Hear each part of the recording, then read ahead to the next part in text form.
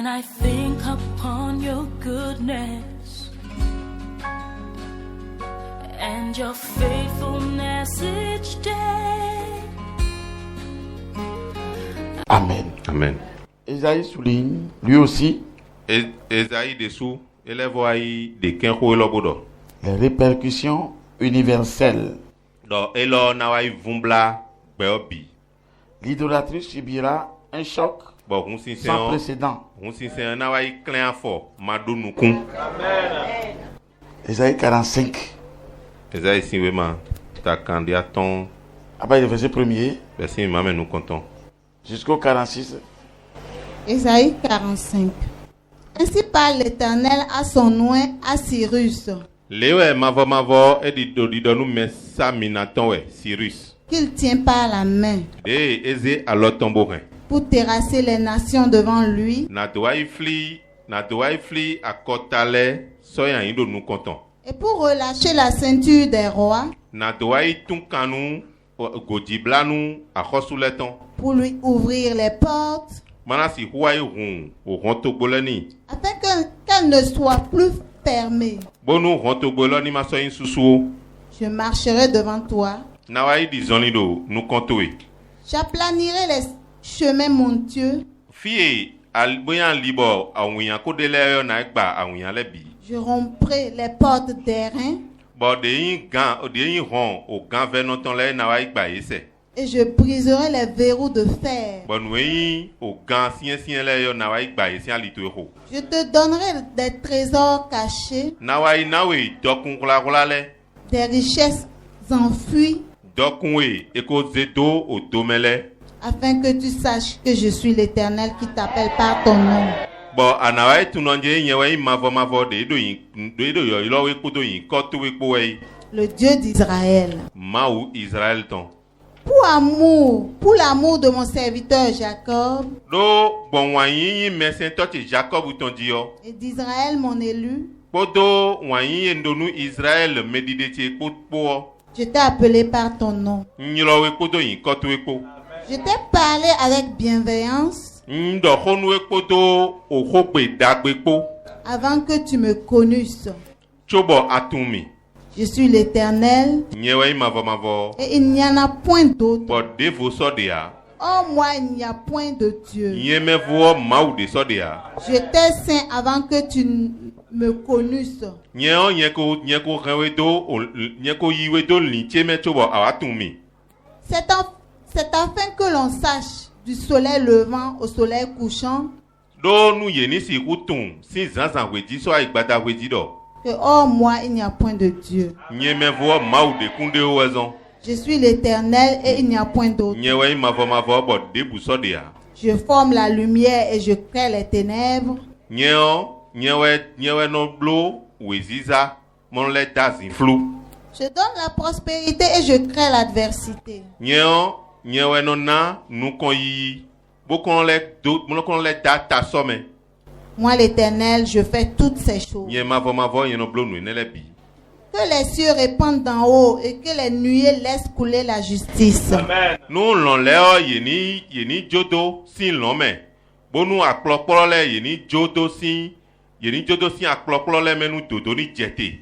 Que la terre s'ouvre et que le salut y fructifie. Nou aikungbani hun bonu hun le gani si hun na sinsen.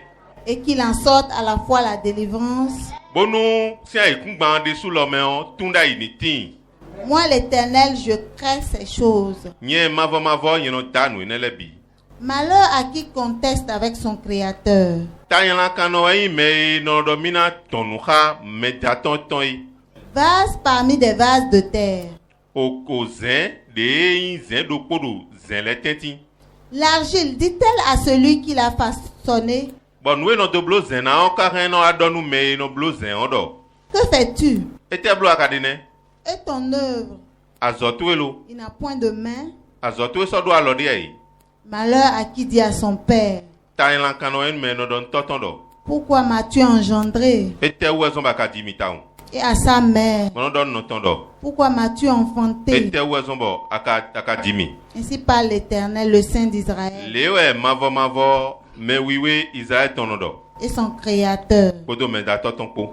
Peut-on me questionner sur l'avenir? Ekare na wa ekanu biɔ mi do sɔ di wɛa.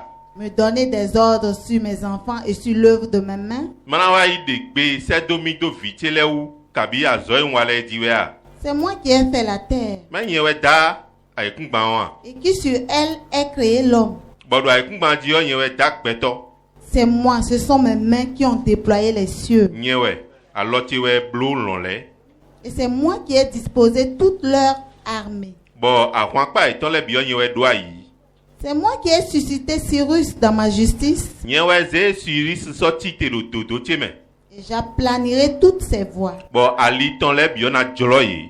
Je rebâtirai ma ville Bɔn na lɛ vɔ to xote vɔ gba. et libérera mes captifs Bɔn mɛ koro kanumɔgbe lɛ na tun ye da yi.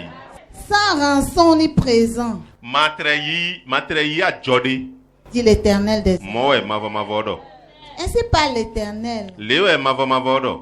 Les gains de l'Égypte De yi ale Egypte tɔn lɛ o. et les profits de l'Éthiopie Nue yi ale bɔn Ethiopie nɔ du lɛ o. et ceux des Sabéens à la taille élevée Ye mɛ o sabeyɛ de yi mɛ bo diga lɛ o. passeront chez toi et seront à toi. Yena wa yi gbɔngàn to yi mana yi towe. Ces peuples marcheront à ta suite, O togun lɔ lɛ o yena wa yi di zɔnni do gudo to yi. ils passeront enchaînés. Bɔn yena nɔ din bɛ yena nɔ bla edo go kan mɛ. Ils se prosterneront devant toi Yena wa yi li ta yi do nukɔn to yi. et te diront en suppliant. Bona nɔ lɛ ayi do vi vɛwo yɛ mana nɔ dɔ. C'est auprès de toi seulement que se trouve Dieu O wɛ gɔn kɛ ɖe wɛ mawu de mɛ. et il n'y a point d'autre Dieu que lui. Bɔn mawu de busɛ de eme voa. Mais tu es un Dieu qui te cache, dit Dieu d'Israël, sauveur. Amɔ wɛ mawu de nɔ ze hui de wla wɛ ayi mawu Israël tɔn wlɛ gãtɔ. Ils sont tous honteux et confus. Ye mɛ bi de wa yi gɔnu wuya bɔn wululu yi tɔ yi. Ils s'en vont tous avec Iomini, Bɔn owui ye do yi wɛ kpodo owuya kpo. les fabricateurs d'idoles. Ye mɛ yi nɔ do onumɛsɛ lɛ ayi. C'est par l'Éternel qu'Israël obtient le salut, Òun gbɔn mavɔmavɔ di wɛ Israël ewa yi mɔ wlɛ gã. un salut éternel. Wlɛ gã mavɔmavɔ. Vous ne serez ni honteux ni confus Mina mɔ wuya mi kla mɔ wululu wa.